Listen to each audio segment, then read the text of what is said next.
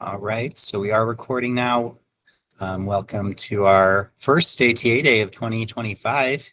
I hope everyone had a happy new year. Had some time off, or if not a lot of time off, just some nice time with family.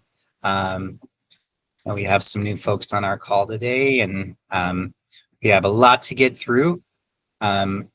Just wanted to mention at the top of the call that we do still have room in our Spanish speaking cohort for our teacher mentorship program that is run by Connie Z. So I'll put her contact information in the chat. But if you know of anyone in your community who speaks Spanish and who like to take part in this program, it's an incredible program. I've heard great feedback. It's really the best way to learn is through this mentorship. So I'll put Connie's information in the chat, but please reach out to her if you can think of anyone who may benefit from that program. All righty, and I will throw it over to Christy. Do you want me to present or? I love that, Charlie. Thank you so much. All right, I gotcha. Hi, everybody. We're going to start the top of the agenda with E&E, right? That's the joke. E&E all the time, right? So as soon as the slides pop up, we're going to start with a celebration. So slide number 2. Perfect. Thank you. All the E&E MOUs have been signed and we got it taken care of by our deadline. So that is just a huge praise. Thank you to everyone that jumped in and signed and hopped on when you were probably off because we were taking care of it toward the end of December, but big, big, big celebration. So thanks for all of the, what is that thing called with the confetti shooter? Anyway, thank you for all of that. Okay, next slide. So you'll probably be happy to read, "Let the spending begin." Yay, we're like here, we're ready to be submitting invoices and getting providers reimbursed for the dollars that they've put up front for their E&E projects.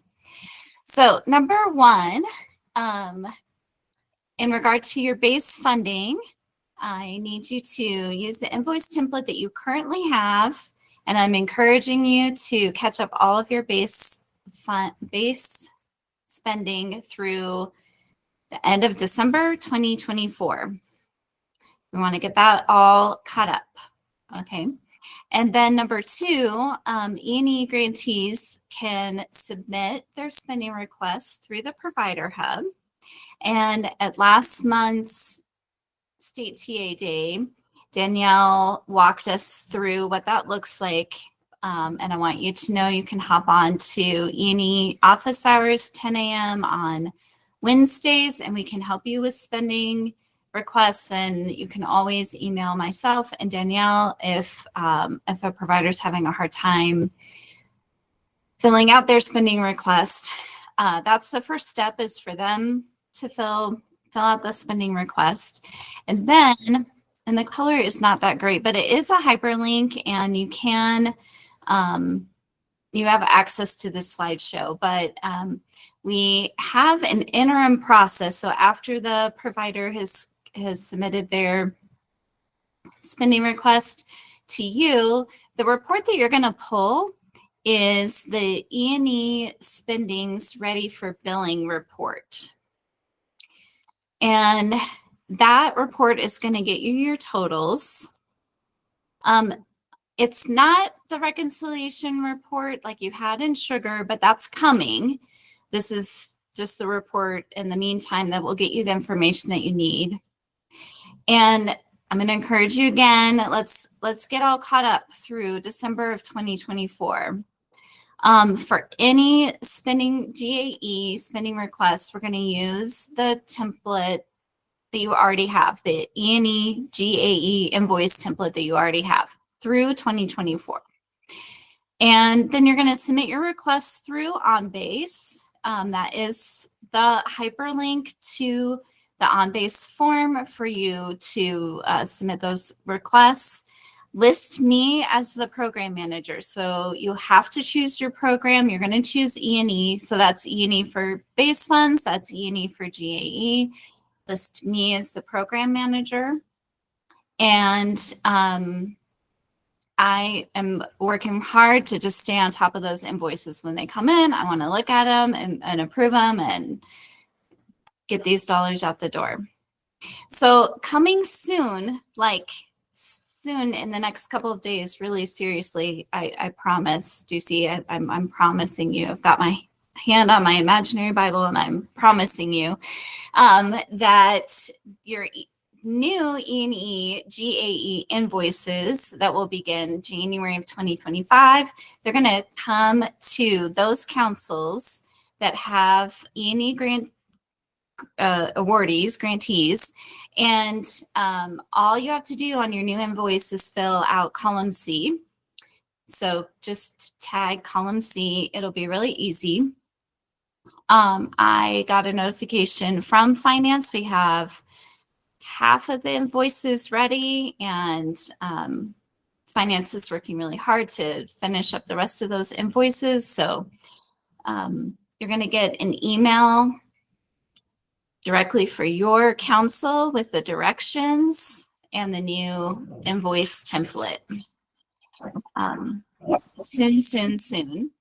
And then in March, we do have it planned for that reconciliation report with a reconciliation button that will be available on Salesforce.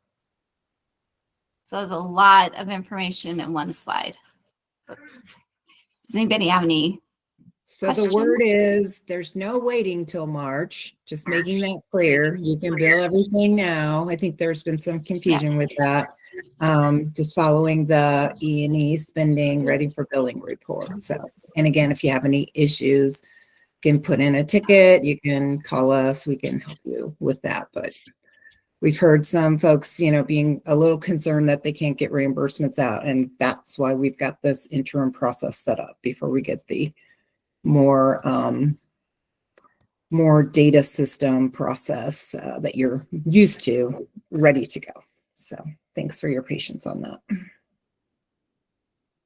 Yep.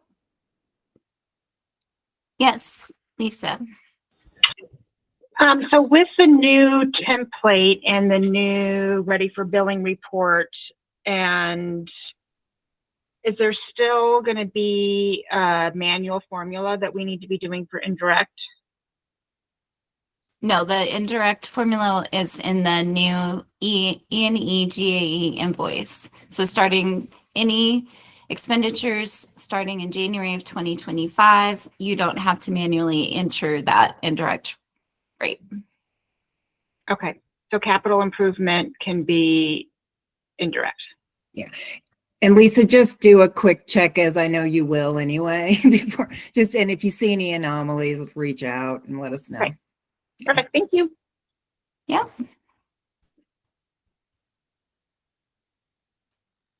So we meet every Wednesday, 10 a.m. It's called E&E Office Hours. Danielle and I are both there, and we're happy to provide TA for E&E spending. And that's it. Oh, one more, actually. If your grantees, as they start spending, if they need to transfer funds between categories, we are still using this emerging expanding fund transfer request form. So be sure to use that if you need to move dollars around within an application. And that's all I have.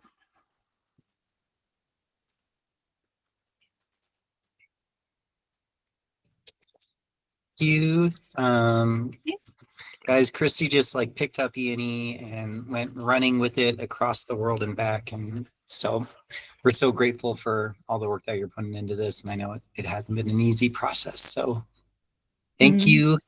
We're getting it done. You. This is it. I'm happy we're here. I'm happy we're here. Yep. Thank you. Awesome. And before I forget, I am putting Connie's email in the chat now. If anyone has Spanish speaking providers who would like to take part in the teacher mentorship program, please reach out to Connie. They still have spots in their Spanish speaking cohort. Forgot to do that before. All right.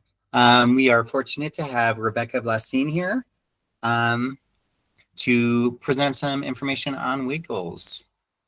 And can I just jump in real quick before Rebecca gets started? So Sure.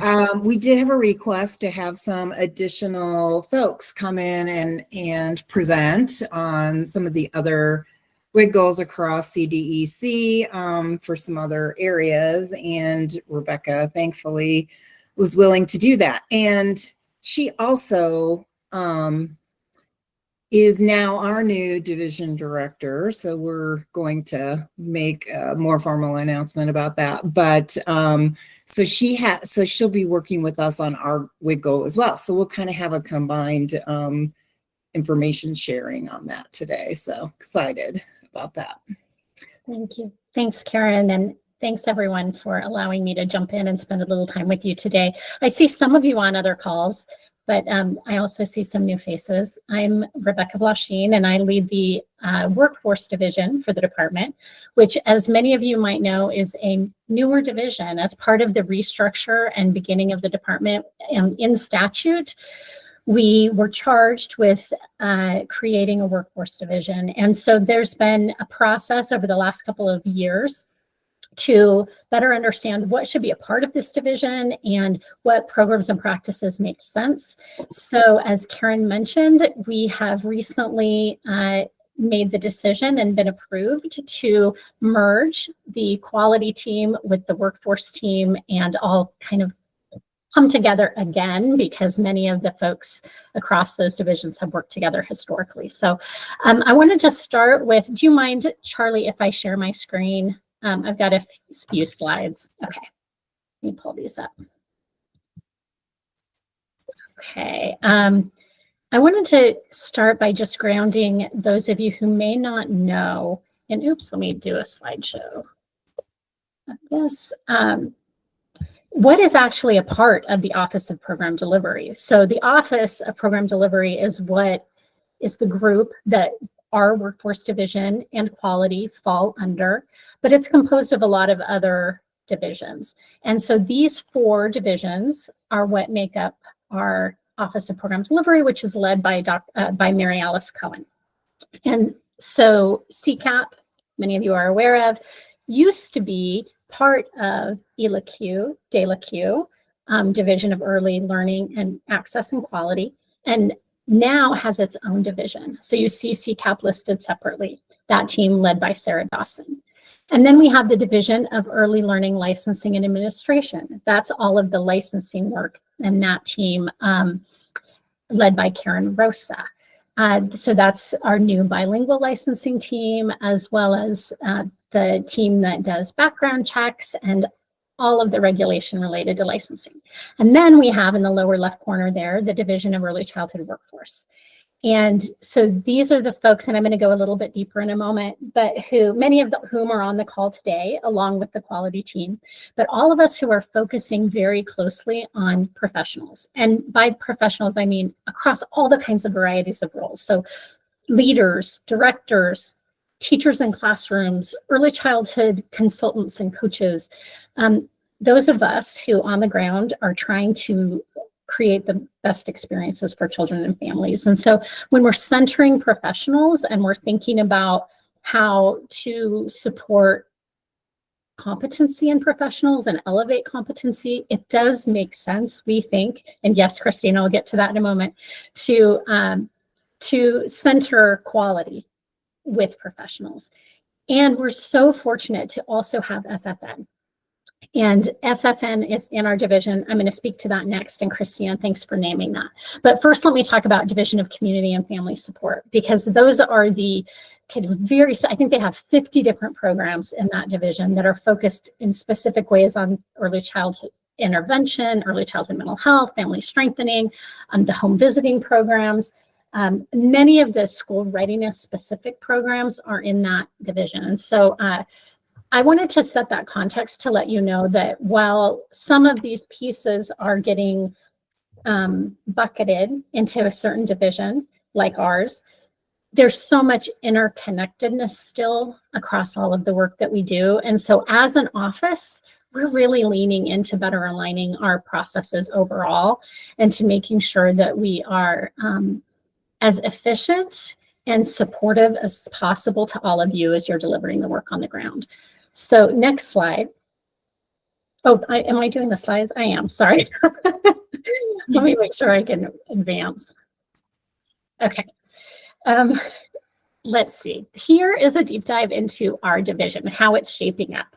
So you see these 4 circles, each representing a unit within the workforce division, one of which, early learning access and quality, is what you traditionally know as the quality team. And most of you who have been working on the ground closely with them as part of councils or any of the quality improvement related initiatives. And so Karen leads that. We also have the Registry and Career Pathways unit. And this is the team that focuses very closely on the PDIS, on the Early Childhood Professional Credential, and on our alignment processes for trainings that we want to come in for credit, or for, and some for credit for prior learning. We're working on that actually come into our ECPC credential, or other alignment pathways for trainees to count within our system. And that team is led by Jen McDonald. And it also includes the help desk team for the PDIS. Then we have the Workforce Strategy and Systems unit, which is one of our newer units and is expanding rapidly. It's gone from 3 people to 7 people in the last month. That team is managing and leading the FFN work, as Christina just named. She's a member of that team. It includes our substitute and staff family childcare network work efforts that Riyadh is leading. It includes all of our scholarships, apprenticeships, loan forgiveness, strategic recruitment and retention efforts. And we have a new team member, Kathleen Sparrow, who just started. She's on the call. And we have Megan Moore, who is from our PDG team and worked on the the ECC shared measures effort over the last couple of years. She is leading that, some of the work on that team as well.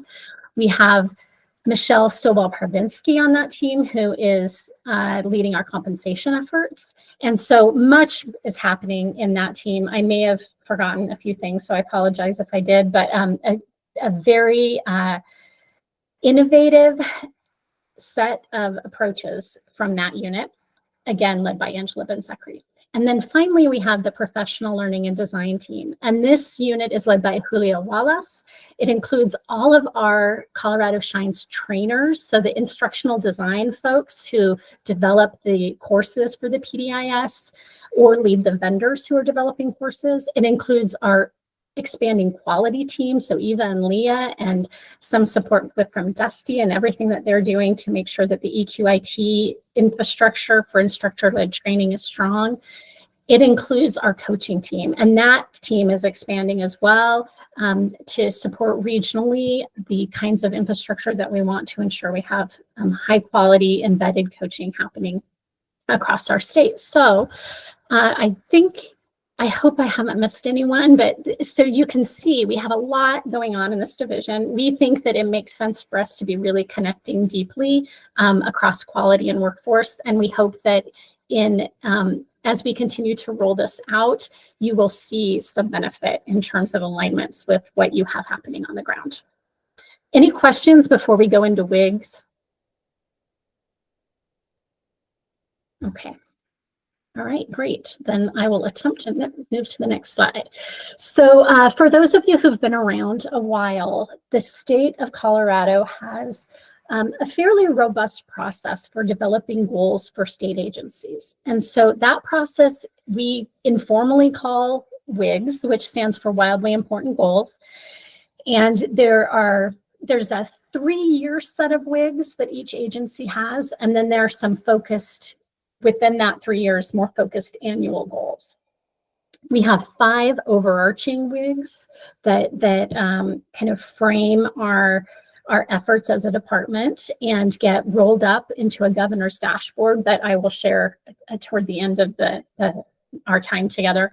And so you can check them out in more detail, but just wanted to give you kind of an overview today of the 5 that we're leaning into over the course of the next year. The first 2 are related specifically to universal preschool. WIG 1 is about the uptake of preschool in terms of the number of 4-year-olds that are actually participating in the program out of the total eligible body of 4-year-olds across the state. So each WIG has some lead measures underneath it. I'm not going into all of the lead measures for every WIG today, but we can, get more detailed in the future if you have specific questions.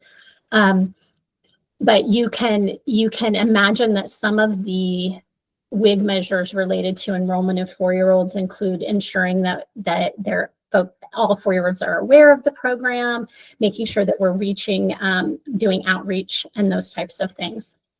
WIG 2 is also related to universal preschool, but that one's about retaining providers who are interested in accepting universal preschool children and ensuring that we're able to retain providers as universal preschool sites that children can enroll in. We have so far a fairly high retention rate, and the goal for this is 94%, which I think is maintaining kind of where we were at from year 1 to year 2. And then the third goal is around school readiness. And so this is kind of a cross-department goal that is challenging us in new ways to think about how we understand school readiness across our different programs and how we can begin to understand where children are when they're entering kindergarten. This one is one that is really about kind of setting some benchmarks to keep us moving forward and less about the percentage of children. So even though right now it's framed as a goal that is naming percentages, some of the lead measures under that are really looking at processes in that, steps in that process to make sure that we can get there. The final 2 goals, WIGs 4 and 5, are really the ones that are most related to the work of our division, and probably, well, all these crossover for all of you. They're the ones that we're going to dig in today in terms of the early childhood council, quality improvement efforts, and workforce efforts. So WIG number 4 is that we're hoping to continue to see an increase. And Karen, please feel free to jump in at any point. I should have said that before because you have a whole lot more context on this than I do, but continue to improve quality. And we really want to focus in on the providers that are entering at a level 1 or level 2 and supporting them to move into the higher levels of quality 3 through 5. And so there's some target numbers there that we're looking at. And on the next slides, I'm going to go into more details around the lead measures on those. And then WIG 5 is about infant toddler capacity specifically. How many slots do we have for infants and toddlers? Do we have enough workforce to serve the infants and toddlers in our program? So again, there's a number here of a 12.5% increase. But under that, the lead measures are a little more detailed, so we're going to go into those. Any questions before I dig into the last 2 WIGs? Okay. So WIG 4 is the child care provider quality WIG. I kind of gave a quick overview of that on the last slide, but this graph shows where we have been since July in terms of achieving this WIG. So we give monthly updates to the GOVS team and our internal executive team to help them see where we're moving, what barriers might exist, where our partners might be experiencing challenges. So it's a nice way to communicate with the GOVS office and the executive team about some of the challenges that folks are facing. I would say this is one that councils, as you all know, is very, is a key partner in. not only as we think about the things you all are engaged at the local level related to your strategic plans, your choices around the kinds of supports providers in your communities need, some of the capacity building efforts that you each have underway in terms of quality in your communities, but also our QI incentive program. How well is it working to continue to support providers? Are they feeling successful at achieving their continuous improvement goals? Do we have the right resources in terms of coaching, professional development? What other kinds of supports would be helpful? So as we look at these goals over the course of the next year, these are the kinds of things that we want to be continuing to check in with you all about, especially if we're seeing things maybe trending a certain way. If we see something trending up, why? What are we doing well? Is it really funding? Are there other variables? So Karen, what would you add? Yeah, I think this is all great and on point. And just looking at it from a data perspective, you can see that we've had just, slow growth in this space. And you guys have been around a while, and this is a hard one to move sometimes, and it takes a while. And so we had a really pretty aggressive goal, frankly, for this year that, we're a little off track on. We needed to see about 12 new per month. And I'm doing some good, I think, helpful communication around educating our governor's office teams around, why it takes longer to move the needle on these things. And we've worked with them a little bit on, what our MOU says and what we hold folks accountable to and that sort of thing. So I'll continue to keep doing that and reiterating, the good work that you guys are doing on within the communities.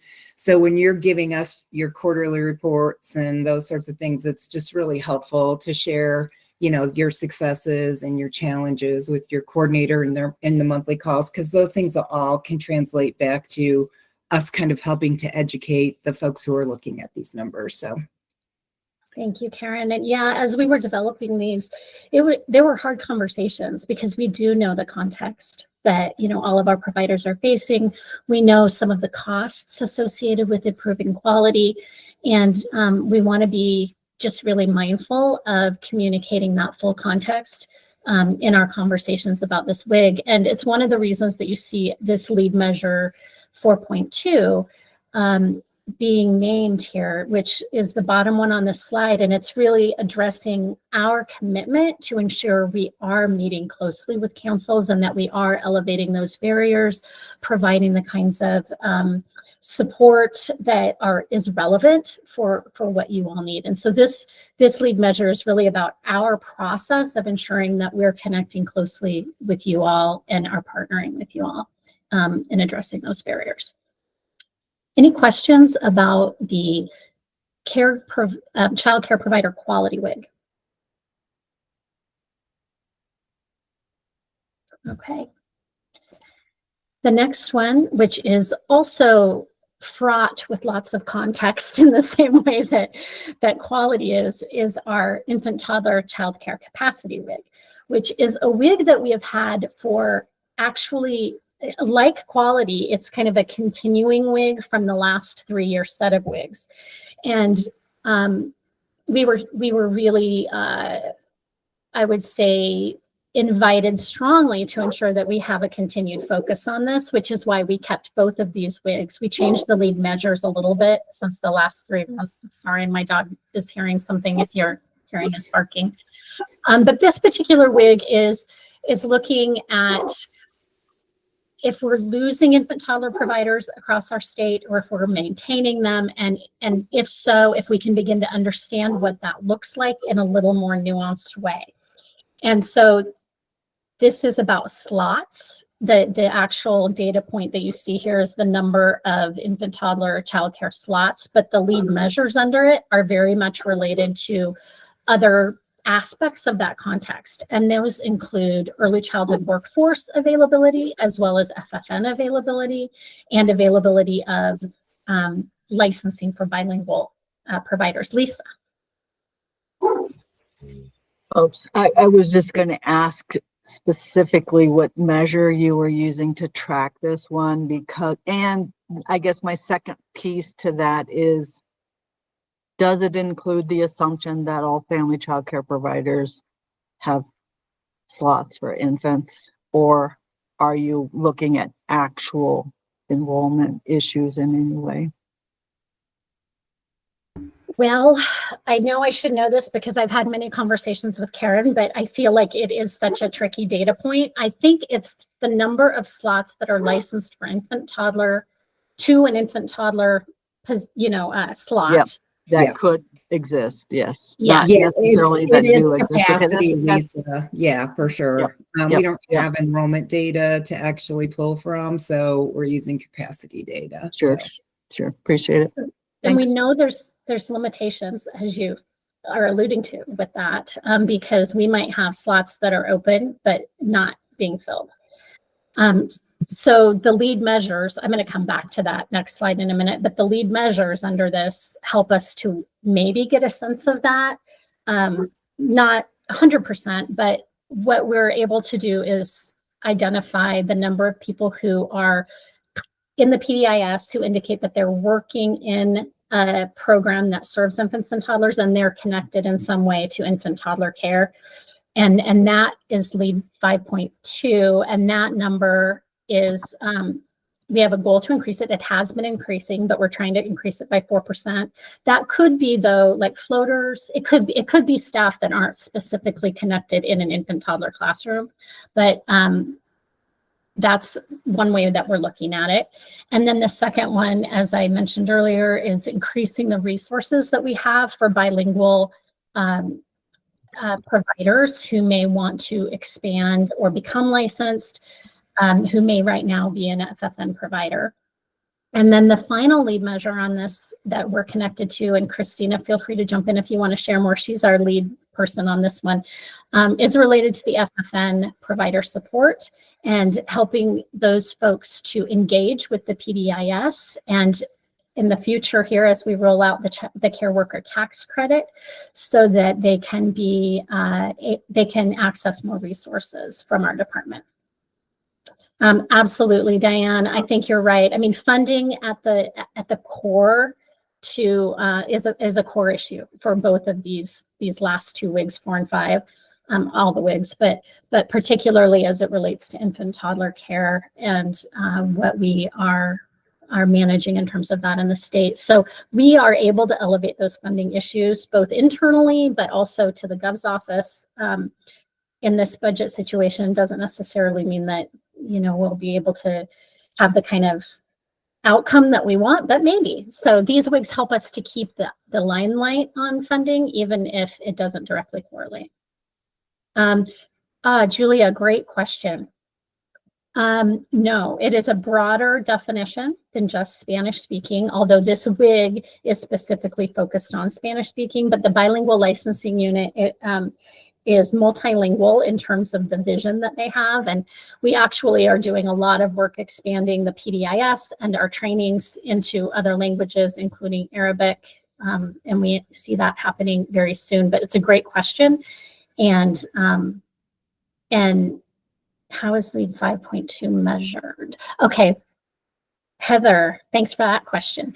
We have the ability to pull from the PDIS any active professional who indicates that they're working in a program that is serving infants and toddlers and that they have a role in directly serving infants and toddlers. So we pull that out of the PDIS. We're pulling it monthly. Any other questions?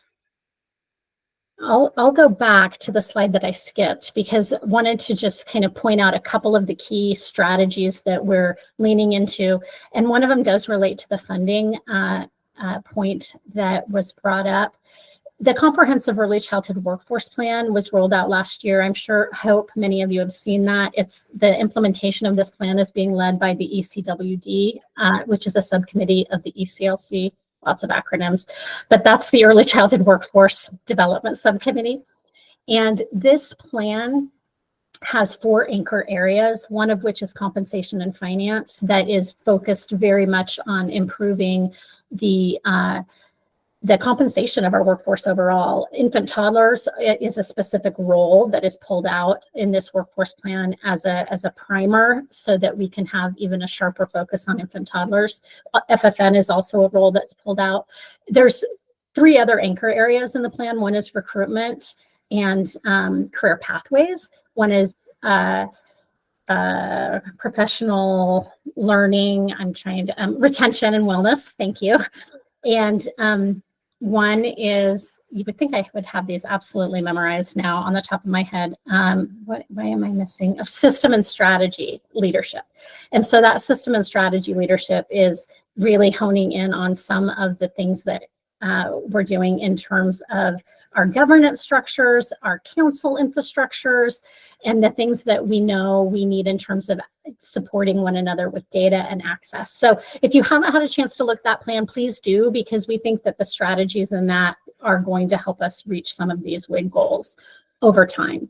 And then the other big investment is in the expanding quality for infant and toddler care efforts and ensuring that we have a robust community of trainers and coaches, and that we have the right language pathways for folks to engage in that. We hope that that allows for some opportunity for folks to enter the field who maybe haven't had strong pathways. We're looking at credit for prior learning for EQIT as well, which is a really exciting new development.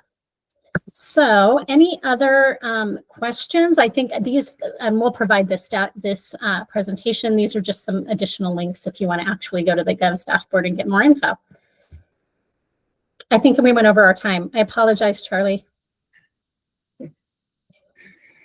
No worries. I know this is super important. I think we'll be able to make up the time down the line. We really appreciate you coming on and for your time today. And yeah, I know this is, it's a process. It's not we're not going to be complete, all together next month or anything like that. We're all going to be working on this together throughout the course of the rest of this year and for years to come. So thank you. It's good to have this big picture.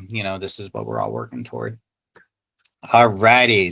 So yeah, we're just a little bit behind. I think we'll be able to catch up on time. Terry, are you on?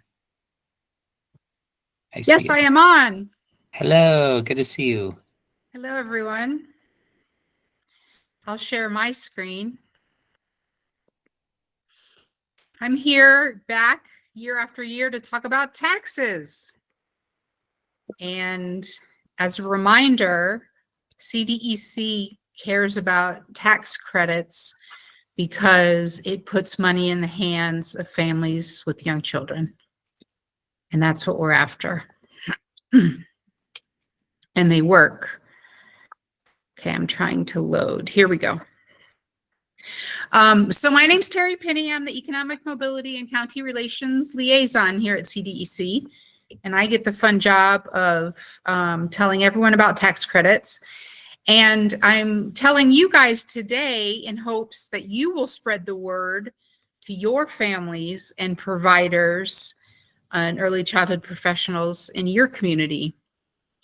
You don't have to be a tax expert. You just have to get folks to file, because that's how they get their taxes. So I know a lot of you know a lot about the subject already, or at least some of you do. So I'm just going to do a little bit of level setting and then talk about what's new this year. This is a fabulous year for families with young children to file their taxes. So why focus on tax credits? Whoops, I'm scooting ahead. Because they work. They've been studied for years, in particular the earned income tax credit. And they have a lot of positive outcomes that you can see on this page here. Decreased infant mortality, decreased poverty, decreased child maltreatment. And they're even following kids over time, not just when they're young and get the tax credit, but it increases educational and earnings outcomes over time. But we have a problem in Colorado. We don't have a very high uptake rate for some of these tax credits. Like in particular, the earned income tax credit, 1 out of 5 people in Colorado who are eligible for that don't claim it. So we're leaving millions of dollars on the table. And part of that is that some families don't make enough that they have to file in the first place. But the problem is you can't get your tax credits if you don't file. And you don't need to make a lot of money to get tax credits either. This is a graph I've shown before. It just shows the power of tax credits for reducing poverty.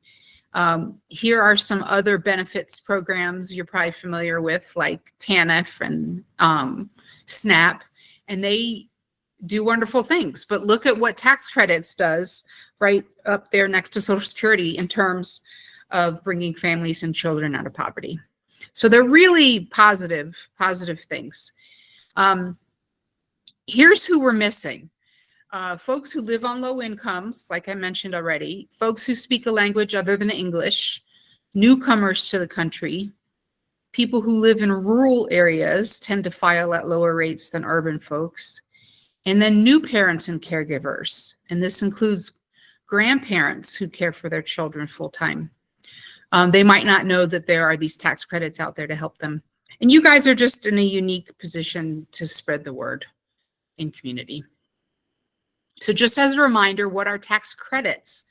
They are decreases in taxes owed. So you owe $2,000 in taxes, but you get a $500 tax credit. Now you only owe $1,500. But the cool thing about a lot of these credits is that they are refundable, which means you don't have to owe any taxes in the first place to get the money. You'll just get a check or a direct deposit from the government to your bank account if you file your taxes. And I'm going to talk about both federal and state. So folks need to file both taxes. I get this question a lot about Social Security numbers. True enough, some tax credits require a Social Security number, but not all, especially the ones in Colorado. People can use what's called an ITIN, an individual taxpayer identification number. Now, this is usually true when the child in question has a Social Security number, then the parent can use an ITIN to get these tax credits. So why is this year the year to file? If folks have never filed before, it's because of the Family Affordability Tax Credit. This was passed last year by the state legislature. It uses TANF funds. It is a refundable tax credit for Colorado citizens. And you can use an ITIN to claim it. And it's up to $3,200 per eligible child under 6 years old, 5 or younger, and up to $2,400 per child between the ages of 6 and 16. Now, the way it works is it's a step ladder. So folks with the lowest incomes get the highest tax credit. That's the $3,200. And then as you make more money, you get less and less of a tax credit until about $90,000, and then your income limited out of the program. Now, there are other taxes you may remember and be familiar with. You don't have to know all of this. I just want to show you what else is out there so we can add up all of the tax credits and show you what a ton of money it is this year. So the child tax credit is both federal and state. It's $2,000 at the federal level, and some of that is refundable. And then at the state level, it varies, a few $100 to $1,200. The earned income tax credit on the federal side is up to a whopping $7,830 for families with dependents, children. So the bigger families get more money. And then the state comes in with its earned income tax credit and does a 38% match of the federal one. And then finally, we will get a TABOR refund this year. It's going to be smaller than in years past. But again, you will not get it if you don't file. They're not going to just send out checks. You have to file that state return. So if you add all this up, say you have a family with 2 or 3 young children, and you're on the lower income end of things, we're talking $10,000, $12,000, $15,000 this year that families could stand to gain just by filing their taxes. So what are we asking you guys to do? Well, we're asking you when you're in community to ask folks, are they planning to file their taxes? Do they know about these tax credits? Have they done it in the past? And then encourage them to go ahead and file. And the main resource I'm going to give you today is the Get Ahead Colorado website. It is also in Spanish, Hacia Adelante Colorado. And there are materials in various languages, but mostly it's English and Spanish. So the Get Ahead Colorado website is kind of a one-stop shop for families to go to. You can learn about the tax credits that I just mentioned, as well as other ones. You can learn how to file your taxes for free. Now, of course, folks can go to H&R Block. That's fine, but we'd like to save people a few $100. So there are ways to do it for free. You can do it on your phone with some software for free. You can do it from a computer with some software for free. And then there are the all-important VITA sites. These are volunteer income tax assistance sites, and they are spread throughout the state. Not as much in rural areas, I'm sorry to report. And they are to serve families who make up to $67,000 a year. But that is a bit of a flexible number, is my understanding. Like VITA sites don't like to turn people away if they're close. So the thing about the VITA site is it is run by volunteers who've been trained and certified by the IRS. They have an accuracy rate of over 90%. They're very good at what they do. The trick with the VITA site is that most times you need an appointment, and appointments do fill up. So we're suggesting you tell people to go to the Get Ahead website and look at VITA sites near them. There's a map, and there's also a spreadsheet by county that you can find out which one's closest to you. Or they can call 211. They've been trained to help people get VITA site appointments. So they can do it that way too. Now, what else is on that website for you guys, for community connectors and partners? Well, we have a lot of messaging and materials for free to download, print out, cut and paste, or copy and paste, whatever you want to do. We have flyers and posters and newsletter blurbs and social media blurbs. We even have a new coloring sheet this year. So one side is like a little Colorado scene to color, and the other side is this thing on the left here, is a flyer about the family affordability tax credit. So we have that in English and Spanish. That is all in the partner toolkit. Oh, there's the coloring sheet. Also, I don't have a slide on this. A new thing this year on the Get Ahead website is the tax calculator. If folks are skeptical that this is for them, they can go on the website and put in just a few numbers. If they're filing jointly or married, how many kids of various ages they have and what their income is. And then it'll spit out what amount of tax credits they might be eligible for. It takes like 30 seconds. And so if that doesn't encourage folks to file, I don't know what will. But also in the partner toolkit, a few more documents that might be of interest to people. Tax credit basics, ITIN basics, that's how to get an ITIN. You got to get it from the government. It takes a few weeks. Steps to file your taxes, and then the all-important tax document checklist. And this is in 19 languages. Sometimes people are a little overwhelmed to go file taxes because they think, oh, I got to get all my documents together. Well, this checklist will tell them exactly what they need, and hopefully you'll be less overwhelming that way. There are some common concerns out there that you may hear. First and foremost, tax credits are not considered income, so they don't negatively impact other benefits that families may receive, like SNAP or TANF for Medicaid. So they don't have to worry about that. Only minimal earnings are needed. As I said before, you don't have to make much money at all. You don't have to owe any taxes. And as we mentioned, families with mixed documentation can still receive some tax credits, especially the Colorado ones. You can use that ITIN to file if your kiddos have social security numbers. So, and then this I want to tell you guys about because you're early childhood people. Coming next year, not this year, but next year is another new tax credit called the Care Worker Tax Credit. And this is for folks in the care industry and various industries, health as well. But we're focused on the early care and education industry. So if you are a provider of childcare, if you care for children other than your own, is the rule. And you work at least 720 hours in 2025 this year, then next year you can get up to a $1,200 tax credit. Yes, Christina says first tax credit for the FFN community.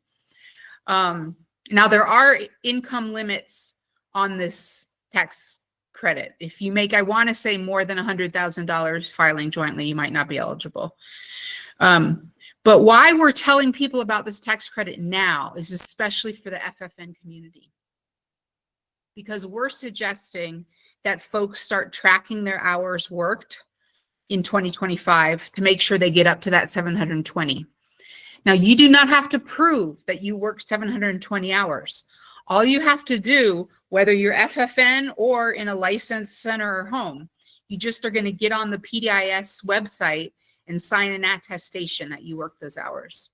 But we're suggesting that FFN track their hours just in case they're ever audited, in case there are any questions ever, then they can show that they did that. So this is exciting, coming our way next year. You can tell your FFN friends about it now.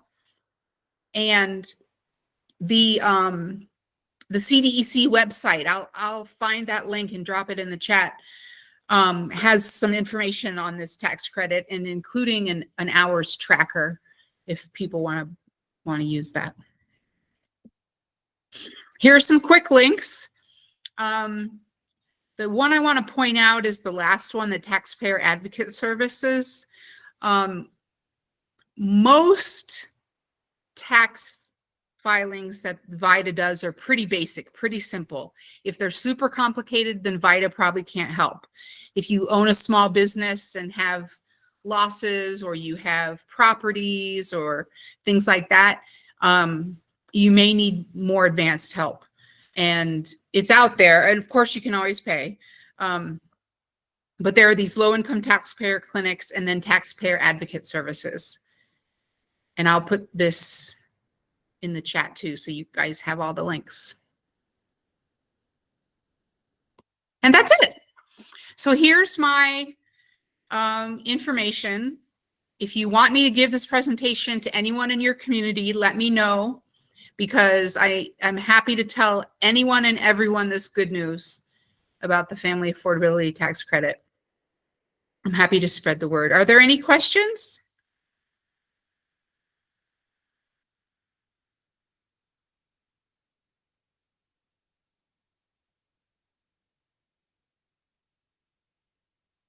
Oh, here's one. Where can early childhood teachers find the form for the early childhood professional credit? Terry, I can give that to him in a minute if you like. It's Brenda. Okay, yeah, hi Brenda.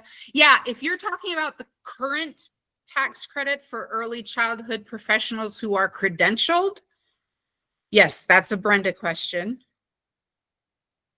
If you're talking about next year's care worker tax credit, I'll put a link in this chat here in just a second. Access to your slides. Yeah, sorry, I didn't give that yet, Diane. I will do that in just a second. Yeah, if you update And Lisa the has access, a hand up. Oh, sorry. I was just going to say, if you update the access, I'll put the link in the agenda as well. And yeah, Lisa, what's up?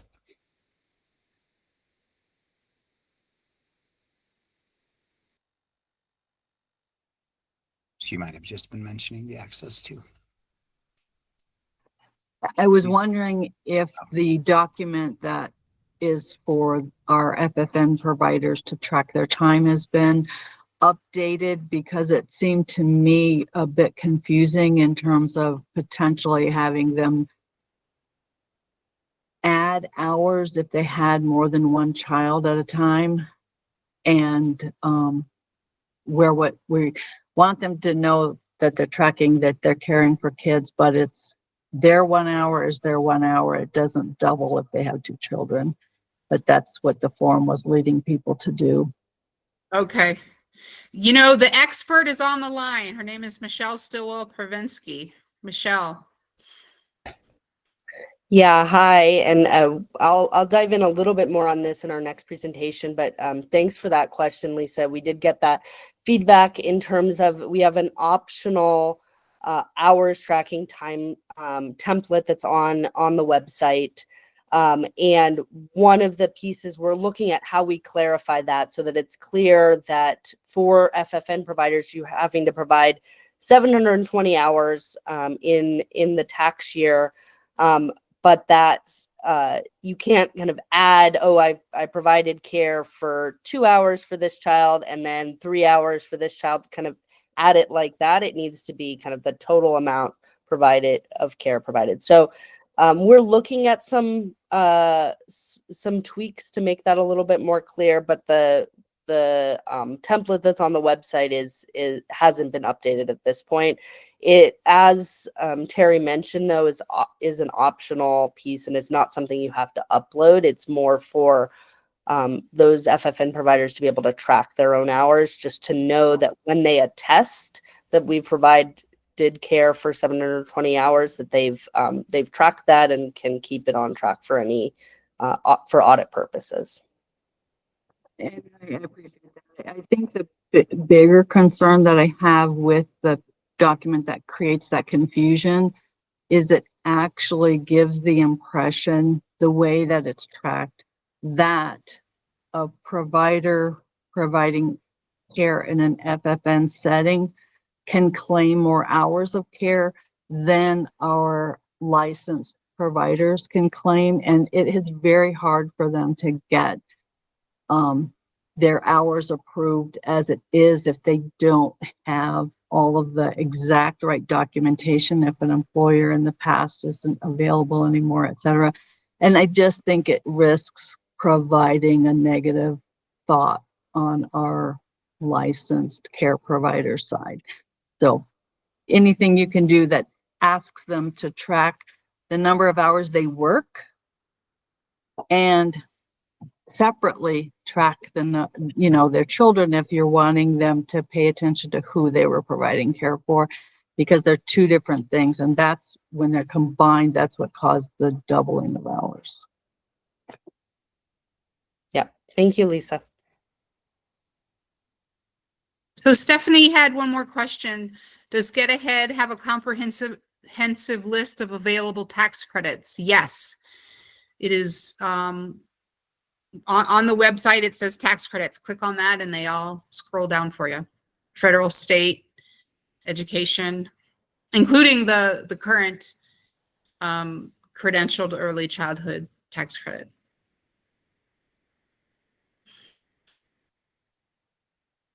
Michelle, I stole your thunder and talked too much about the care worker tax credit. I'm so sorry. I forgot you were after me. No worries at all. I think it'll be good to continue to emphasize some of these pieces. So yeah, Charlie, okay. I can go ahead and jump in now if that works. Okay. Yes.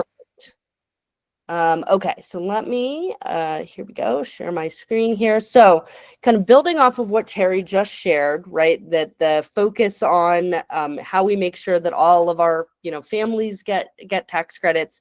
I want to emphasize, particularly on the workforce side, how we can make sure that all of our early childhood professionals are getting the tax credits that they are eligible for. Again, many of our early childhood professionals are eligible for the credits that Terry just went through in terms of the earned income tax credit, the child tax credit if they have young children, and this new family affordability tax credit. So really important for alongside the work that you may be doing to encourage families to file their taxes and access free tax prep assistance, to make sure that the providers, both family child care providers and then educators in center-based settings, are getting those resources as well and know what they're eligible for. And just as an introduction, I didn't start with that. My name is Michelle Stoll-Parvensky. I know a number of you already. I'm the Early Childhood Workforce Compensation Administrator. Work within the Workforce Division on Angela Benzekeri's team. And my focus is on how do we make sure that we address this really critical need of the low compensation that we have in our early childhood workforce currently. We have a number of strategies we'll be moving forward on, but one concrete thing right now is making sure that people are able to access, excuse me, the tax credits that they're eligible for. So, in terms, I want to talk about two things, and then there's a little bit of overlap from what you've just heard, but I think it'll be helpful. And then what Brenda is going to speak after me, so you'll hear a little bit more on some of the ECPC as well. But just so we're really clear, this year when people are filing their taxes for 2024, the EC tax credit is available right now, and it'll be available for the next tax year as well. For this year, it'll be ranges between $852 and $1,705, depending on your ECPC level. And that's a state refundable tax credit. So again, just as Terry mentioned, that means you have to file your federal and state taxes, and that even if you don't earn very much, if you're eligible, you can get that money back as a refundable credit. And the eligibility requirements have listed here. So adjusted gross income of under $75,000 if you're a single filer, $150,000 if you're a joint filer. So vast majority of our early childhood workforce is eligible by income for income reasons. They need to hold an ECPC. And Brenda, our expert here, is on the line, and we'll talk more about that. And then need to be employed at a licensed center or family child care home for at least, and I didn't put this, at least 6 months of the income tax year. Sorry for that typo.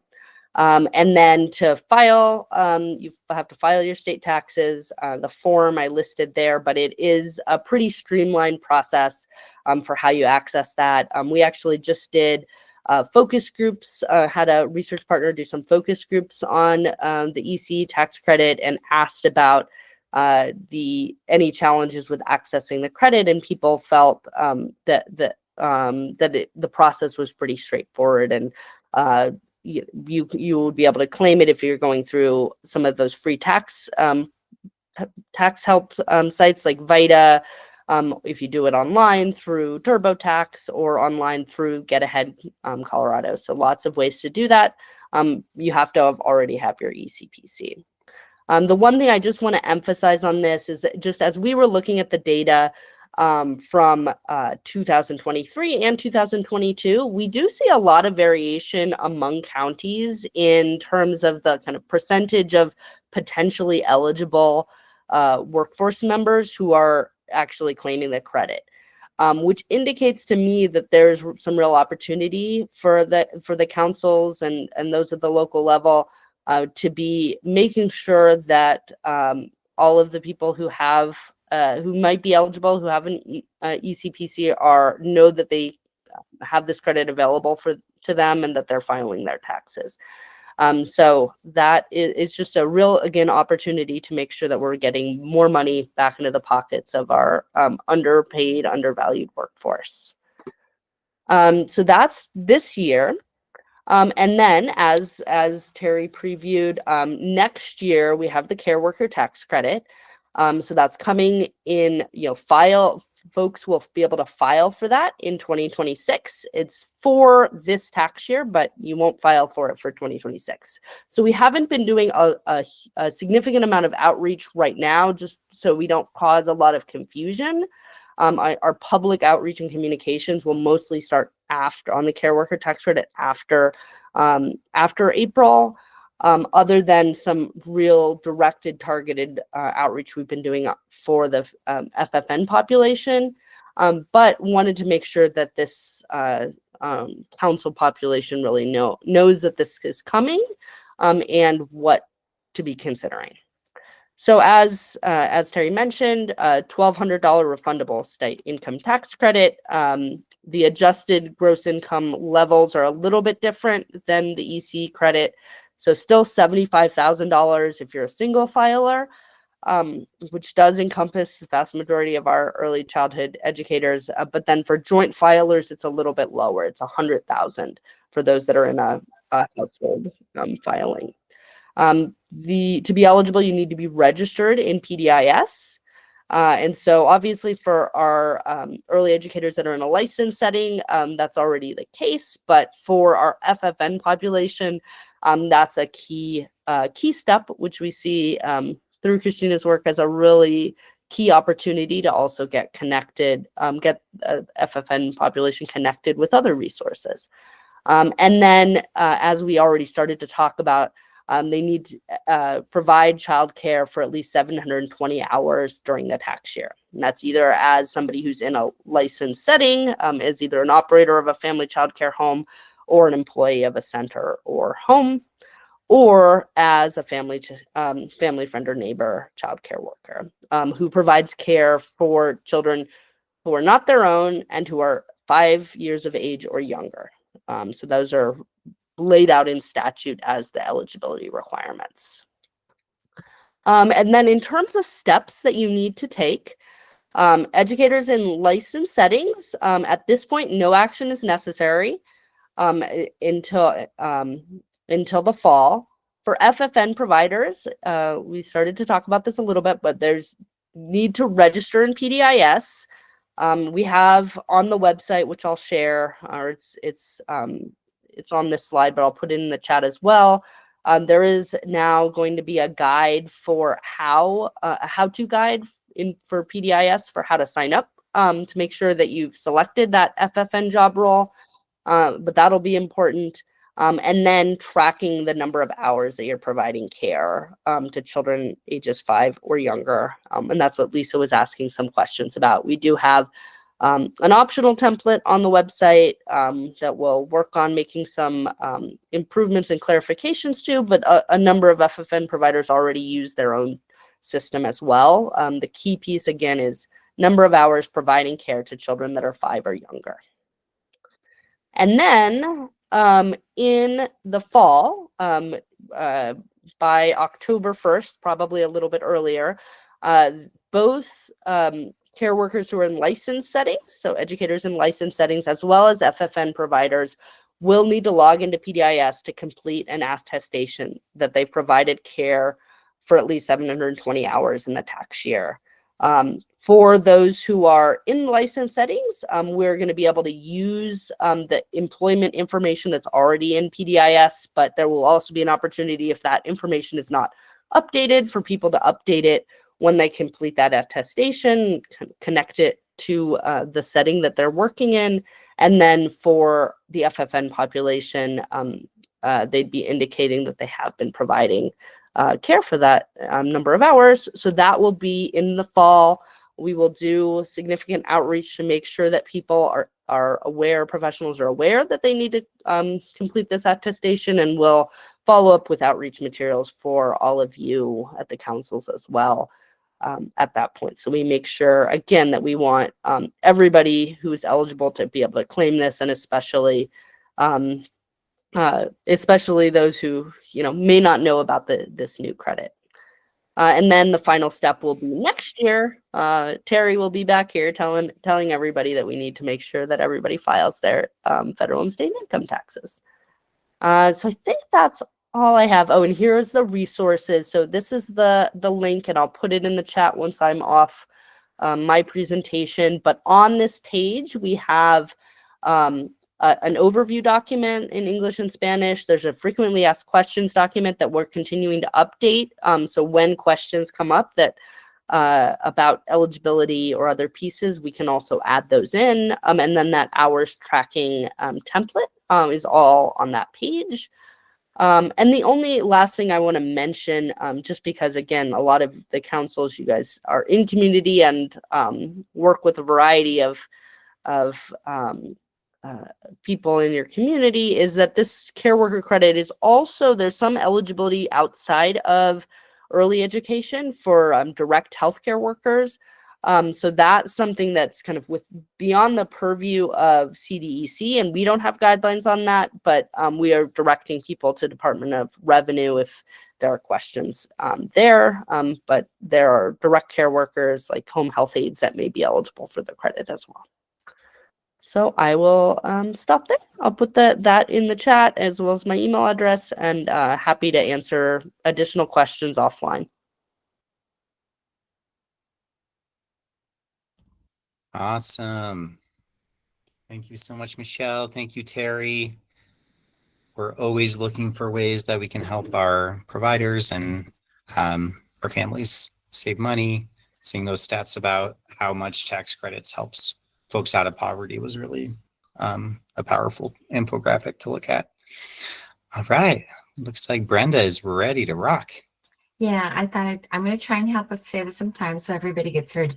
Thank you for the opportunity to be here today. My name is Brenda Mays. I'm the department's Early Childhood Professional Credential Manager. And twice a year, what I like to do is update on where the ECPC, the Early Childhood Professional Credential Desk, stands, what we've accomplished over the last short period of time, and that's why I'm here today. So updates, and then the Early Childhood Educator Tax Credit information.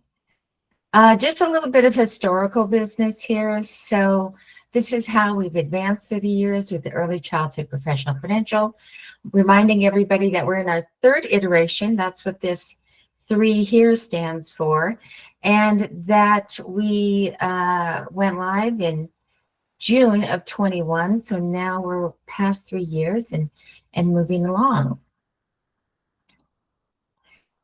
Just some year-over-year statistics for you, just to give you a broader picture of how we've grown.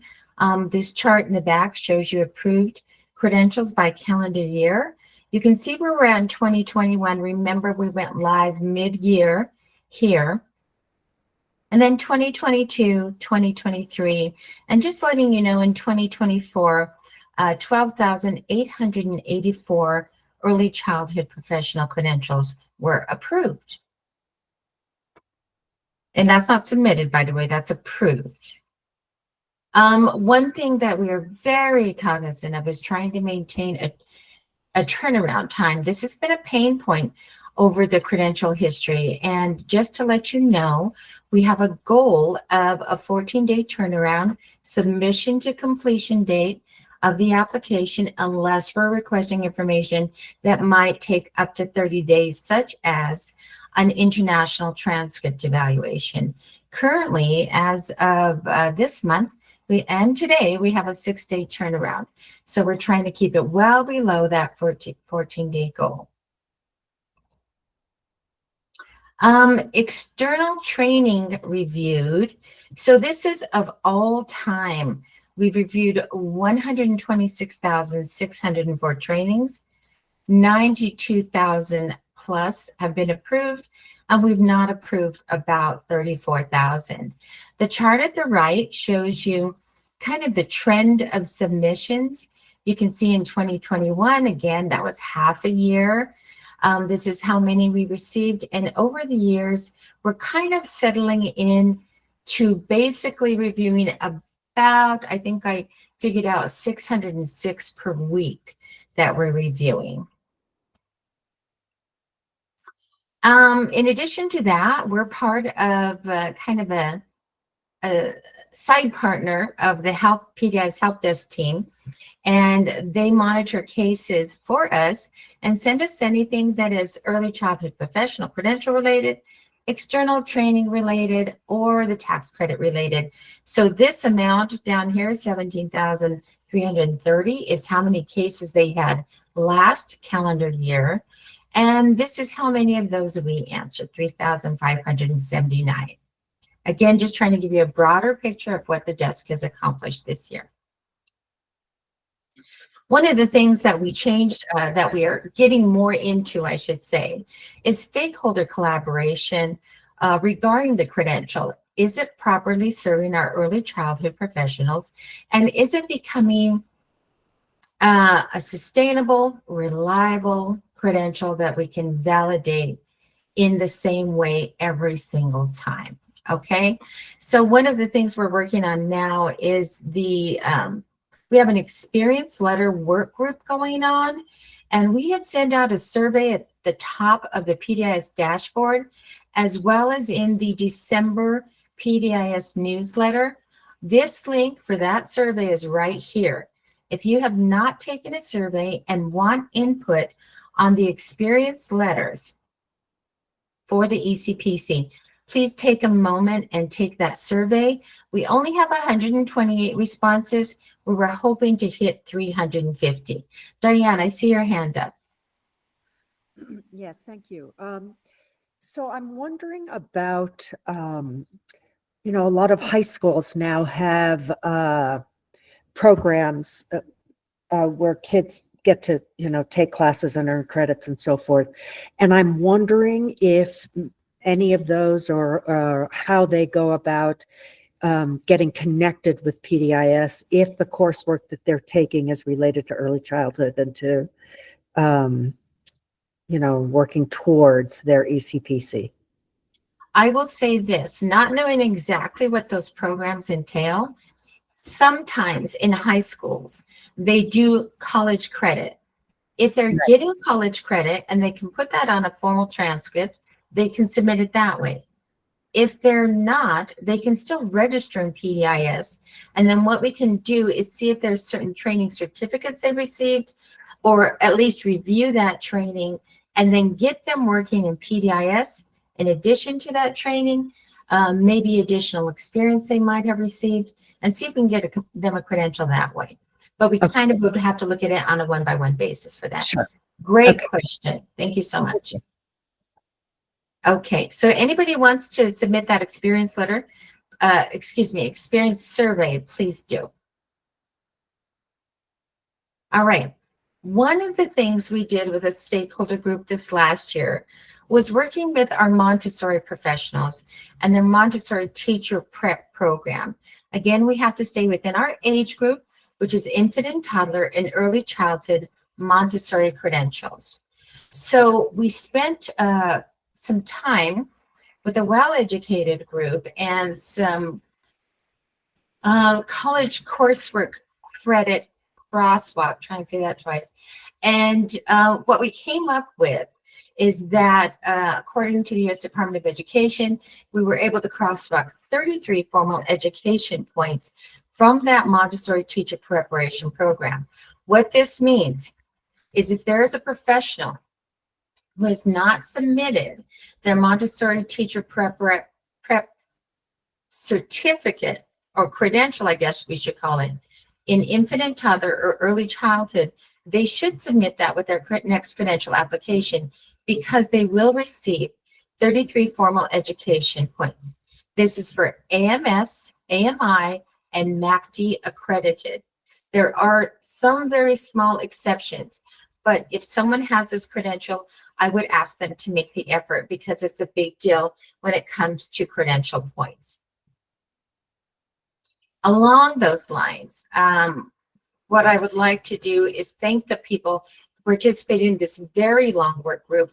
Take these folks right here, Rachel, Maeve, Mary, Janet, Viju, Rachel, Jen, Denise, Debbie, Martha, and Sheila, and Brenda Hobgood kind of joined in there at the end. She's the new early childhood professional credential specialist. And all these folks jumped in with 299 years of experience together to talk about whether this was a good change and to get recognized for the work that they do. I always want to thank people publicly for making that effort. That was 2 to 5 months of meetings and documentation and just making sure we're all on the same page. Finally, to the early childhood educator tax credit. You've had a lot of conversation about taxes this meeting, and that's because that's, it's a time of year, right? So I just want to remind everybody that there is the early childhood educator tax credit still in force for one more tax year. It's 22, 23, 24, 25. So you'd report that 25 tax credit within January 2026. So Because this bill was put in place, I just want to draw everybody's attention to the fact that we saw an increase in ACPC submissions by nearly 400% for the year following the tax credit. And then it basically incentivized individuals to become part of PDIS, get a credential, or get an increased credential level.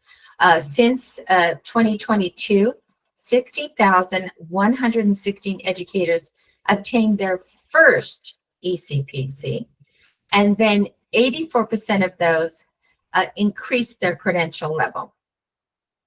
I started to put links in the chat and realized we were talking too much tax business. So what I did is I added the 2 tax links that you asked about earlier in the meeting to this slide.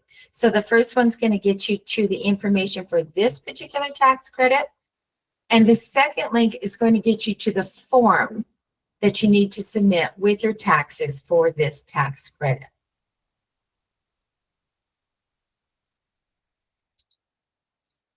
I'm going back to our goals and our promises for the credential. We hope to maintain a 14 business day turnaround.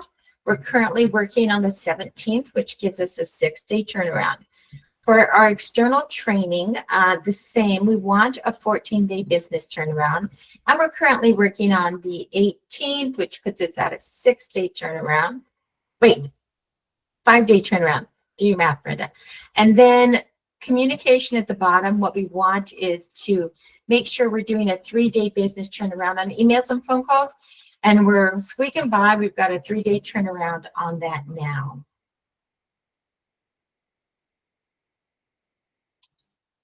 All right. So, Brenda, I know there's 2 Brendas managing the credential. Go figure. Brenda Hobgood is on the call. If you could just come off camera and wave for a minute.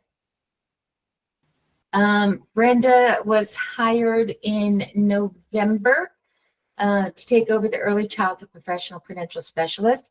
Her job is basically to manage a contract group that maintains the credential and external training.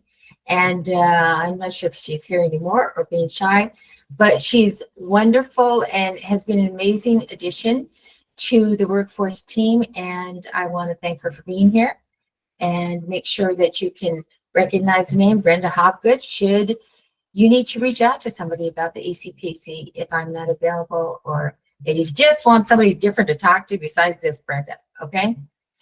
All right. That's all I have today. May I ask if there's any questions?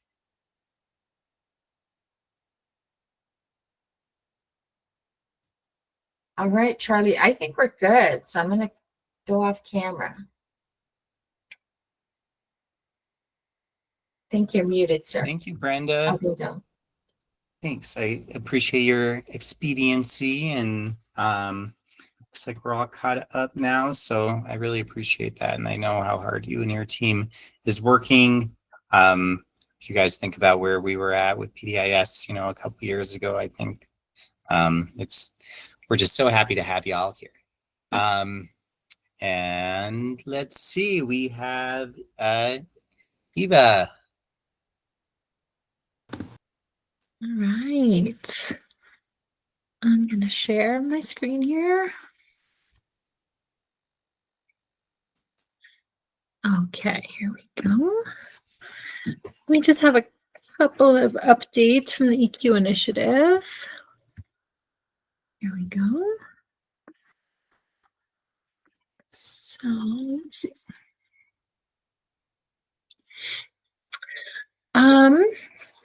I just wanted to reiterate to folks who have infant toddler specialists that are working underneath their councils that our credential renewal is due January 31st for all infant toddler specialists. This is the renewal, which is where folks who have already been teaching or training have a time where they are. Oh, I just realized there was a misspelled word there. This is a time where all of the specialists are encouraged and asked to do their annual reflection, as well as just ensure that along with Brenda's work, that their early childhood professional credential is up to date, as well as their trainer credential. So those are the steps, that the 3 things that we're asking of folks, in addition to having 6 hours of professional development. Most folks attended the annual statewide meeting last year, which was in Breckenridge. And so those hours will be counted towards those 6 hours. But please do support your specialist to go into PDIS and submit that renewal. It really shouldn't take too much time, shouldn't take probably more than about 10 minutes. Most of the pieces are already complete. It's really just that annual reflection that will need to take a little bit of time for them to complete. And that reflection link you will find in the PDIS application for the infant toddler specialist renewal. Next week, we are going to hold a listening session to just hear and have some space to listen and get your feedback around how enrollment has been going with PDIS. Yes, Stacy, we have sent an email out. Leah has sent communication out to all the specialists, so they should be aware of that. But any nudges is always helpful as well. So thank you. So next week, we're going to hold a listening session just to hear some feedback around how enrollment has been working for you and your community in using the new PDIS system. We've used that for just over a year now. So I think most communities have at least had one trial time to use PDIS. Some communities have had lots of different times to try using PDIS for enrollment. So we just like to hear how it's working for you, what seems to be working better potentially for you, and then if there's places where you feel like this part is really challenging and you'd like us to hear that. We just would like to hear feedback so that we can think about how we can best improve our systems. And if there's any parts and pieces that we can do to make things smoother, we want to hear that from you. Quarterly reports are also due at the end of this month, next week on January 31st. That will be looking at the second quarter. So if you could please get those submitted, that would be from, let's see, November to December's work. So that would be wonderful if you could get those in. You can submit budget request changes there as well. So if you have changes or revisions that you'd like to like for me to review, please go ahead and submit those there. I'd love to just have a communal push to have coaching hours happen throughout the state. We haven't had a whole lot of coaching hours reported yet. I realize we've only had our first quarter report and some folks are still finishing up that second quarter report. So maybe those numbers will shift, and likely they will. But please just kind of give a nudge to your specialists to get out there and start doing some of that coaching work. If you've requested coaching hours, I'd really love us to all work together to try to get those hours out into the communities.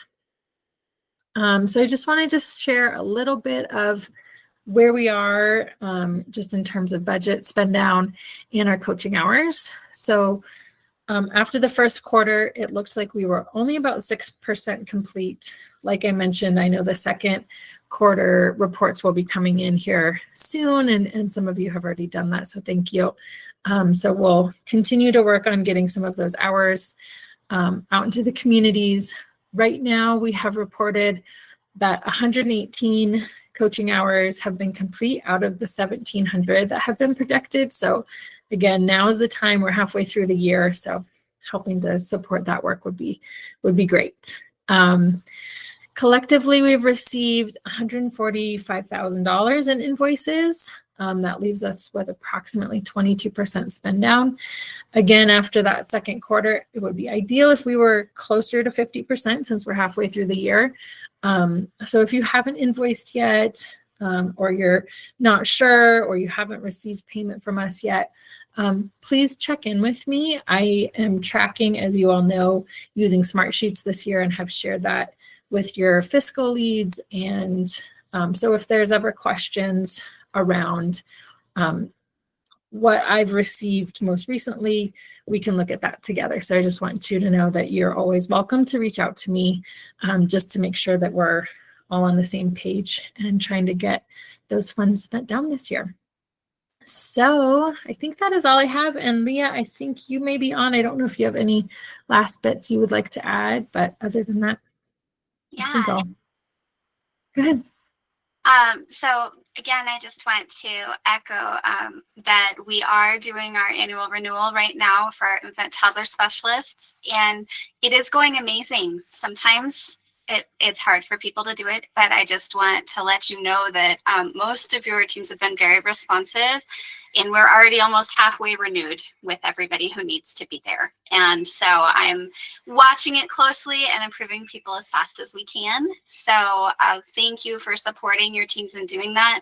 And again, just want to remind you, the reason we're doing it in January is so that when you're making your budget and course plans for next year, you know exactly who is qualified and credentialed and can teach for you in the next fiscal year. So we promise it's a goal of making your lives easier. And we really appreciate you giving everyone that nudge for us right now. Thanks. Yes. Thank you, Leah. And Charlie, that's all we have. So we'll pass it to the next presenter. All right, awesome. Thank you so much. And we'll be getting into this, probably at the end briefly, but we are going to be sending out our contract information for next year. And we're going to be including EQIT information on that as well. So stay tuned for that. Yeah, looks like we are humming along. We have Sarah Roberts to give us some regional coaching updates.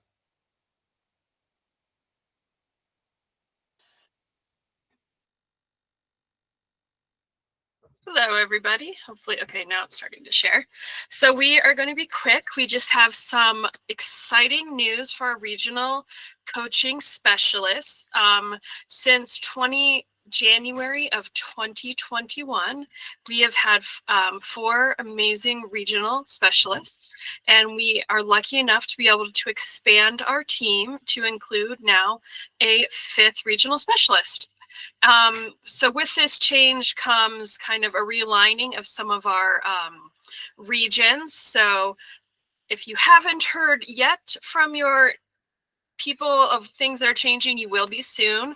I know Jackie Cradle is our new regional coach, and I'll give her a moment here shortly to introduce herself. But she's currently in the fire hose of being on day 3 of starting with us. So just give her a little time. But I wanted to share with everyone, this is our new regional coaching specialist map. And so you can see which regions are being covered by which one of our regional coaches. The biggest change is that Carolyn is moving out of our Northwest region and into our Central region, and then Jackie is taking on the communities and all of our coaches in the Northwest. This makes it so we have a little bit more equitable amounts of how many coaches each person was supporting. Denver and Triad have a really large amount of coaches, so they kind of need their own space, which is great to have those Jefferson County, Denver, Gilpin, and Clear Creek counties to have some more targeted support. So I want to share some time now with Jackie so she can introduce herself. And then I wanted Carolyn to be able to introduce herself again to everyone, just if you were unaware of who she is as these changes are coming through. Thank you, Sarah. Can you all hear me? Okay, yes. Yes. Finding the mute button is kind of like the unmute is a travel, it's a distance. So hello, I am Jackie Cradle. I have worked with many of you in some capacity, and I am so grateful and honored to be in this space with you all, ready to get to work and supporting coaches. A little bit about me is that I am a co-founder of an early learning facility, like many of the folks that we work with or have worked with in some capacity. I am also a coach. I've trained, I've worked with as a director for diversity, equity, and inclusion. Diversity, equity, inclusion, and belonging for Clayton Early Learning. And I have found my home here. I am so happy to be here. Gosh, I'm excited to get my sites, but as Sarah said, I am definitely up to my ears in onboarding stuff. And so I promise I will be reaching out to my regions and introducing myself, and also working with some of you all, sending messages. I appreciate the warm welcome. It means a lot. You have no idea, especially when you look at your smart sheet and you're like, I need to do what? But I also want to just acknowledge just the warmth that I've received, as well as just being able to work with all of you again in some capacity. Yes, I was your DPS coach, Christina. I guess that's kind of a little bit about me. I'm a grandmother. I have 3 grandchildren. I have 3 children. I know I just turned 21 at some point. And that's really kind of what those are kind of like my those are the things that keep me young, I guess, so to speak. So I look forward to meeting all of you at some point. And yeah, that's me in a nutshell.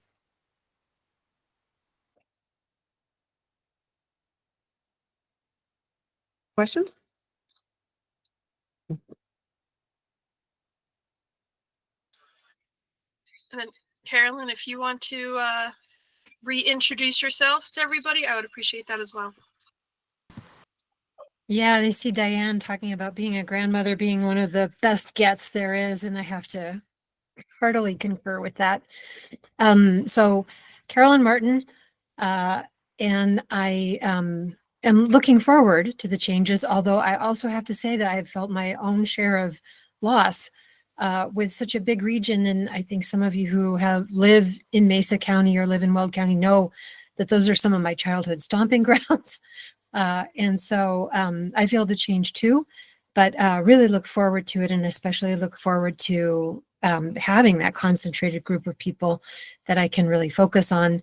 And so I think there's taking the good with the bad right now, and wanting to make sure that everybody knows who I am for people in Denver who have been with Dusty all this time, and so are making this shift.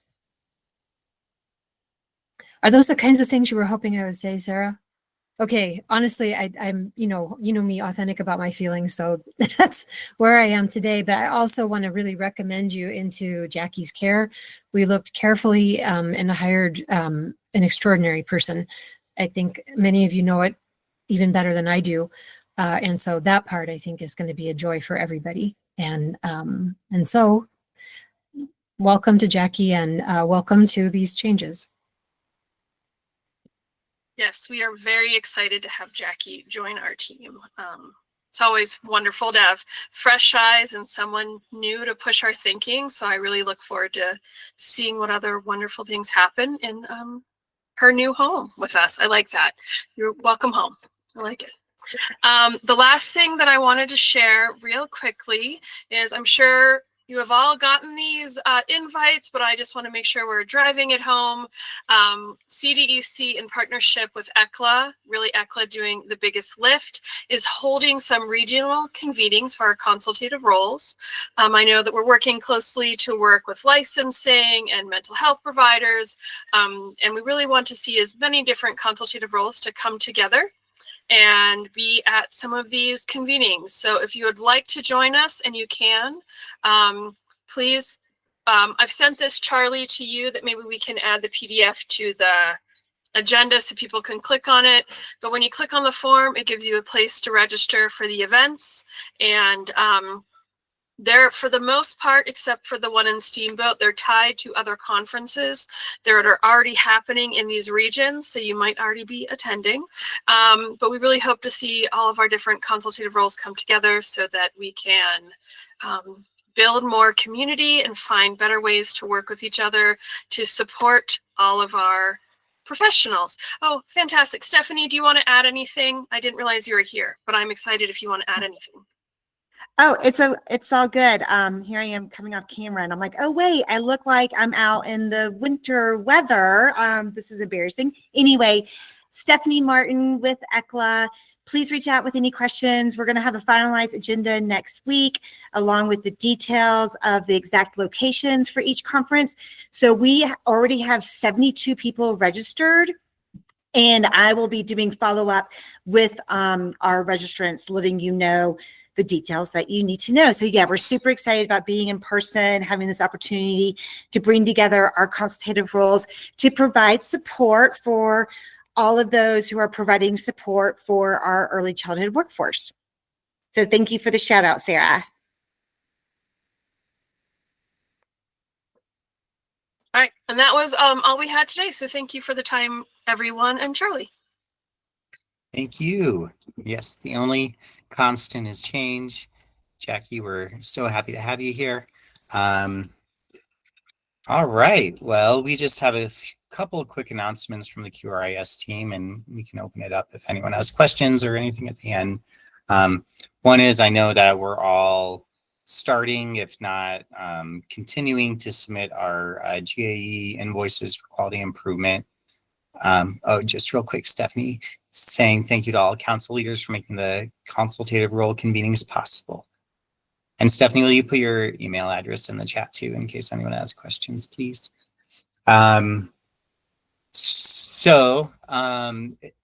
you're submitting your GAE invoices, just reach out if there are any issues.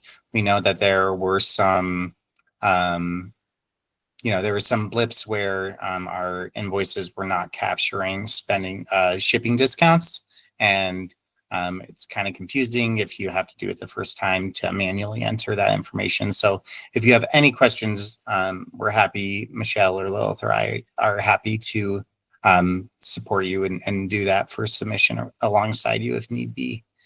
So just let us know. And the second thing is that we potentially have the opportunity to get a boost in our quality improvement funding for this fiscal year. So it would need to be spent and billed by the end of the fiscal year. So spent pretty quickly. Our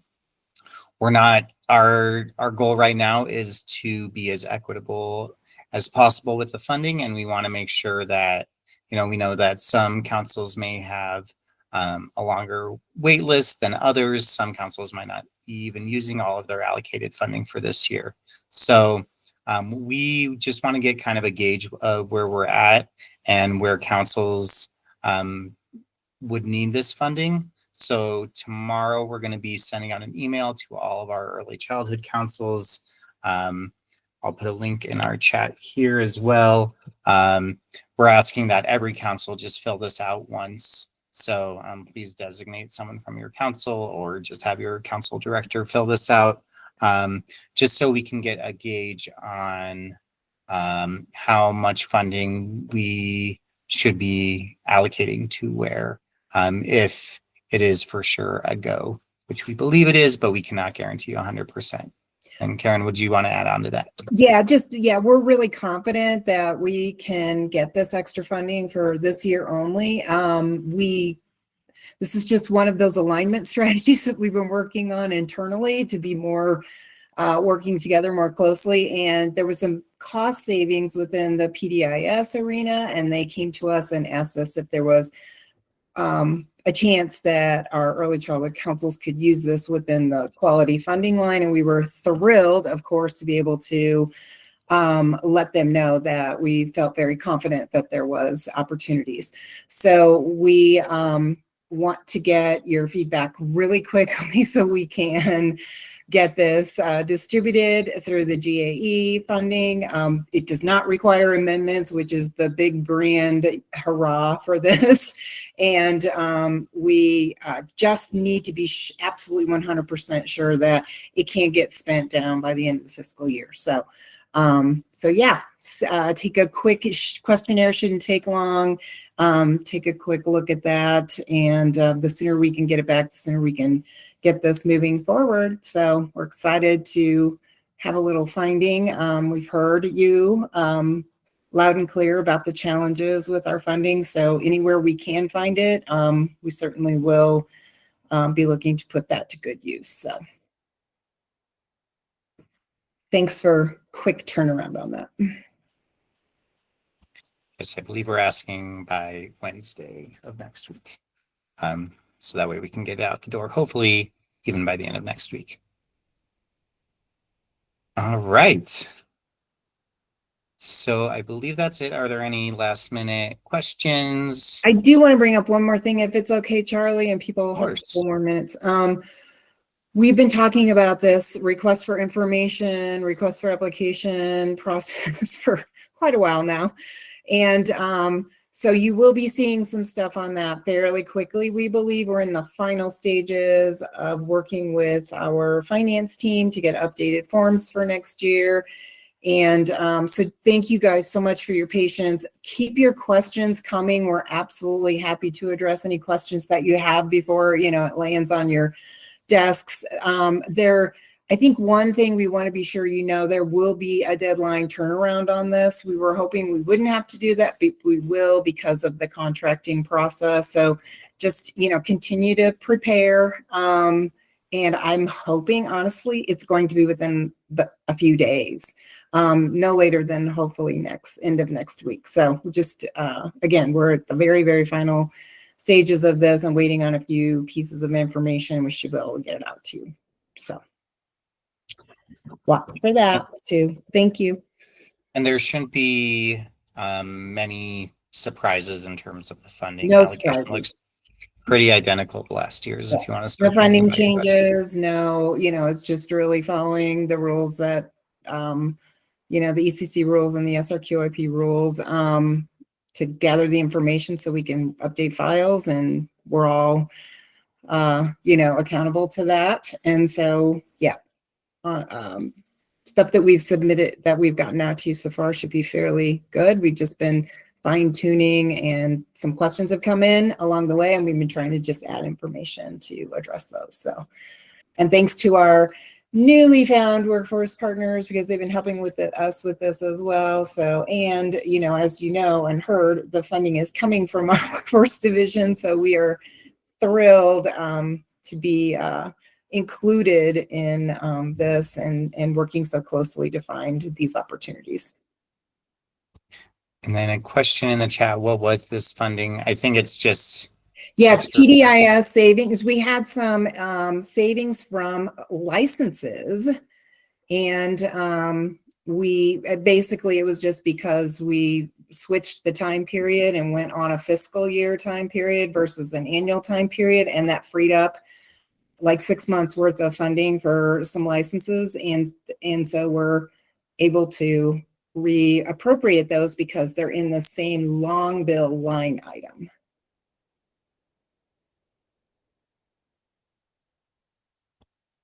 I'm sorry, Stacy is saying that there is an issue with the link. Let me put a fresh link in here and see if that does it.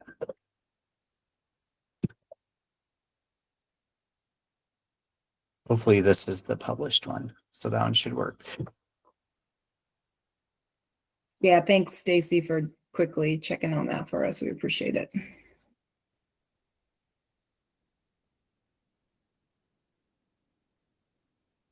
Anybody else on the quality unit want to have anything else they want to share? Once again, thank you all so much for your continued patience as we're getting our Salesforce QIM off the ground. I think we're in a really good place. I think we've gotten through a lot of our initial, initial baggage, and I think now we've been pretty functional. So I feel like we're in a good spot. Keep reaching out with your questions. You know, I've had lots of meetings with different councils, just kind of sharing computer screens and going through the content together. And I feel like that's been a really productive way to get through the system. So, you know, we're always happy to set up those meetings and just support any way that we can. All right. Confirmation from Stacy, our link worked. That's great news. Anything else as we close out? Just appreciate you guys all so very much, and stay warm because it's been crazy cold. Yeah. Yep. Thank you all so much. So much great Thank you. information shared today. so many ways that we can be supportive in our communities, and our communities are really needing that right now. So thank you all so much. Great to see everyone. Love this collaboration, and looking forward to seeing you all again in February. Have a great rest of your day and a great weekend.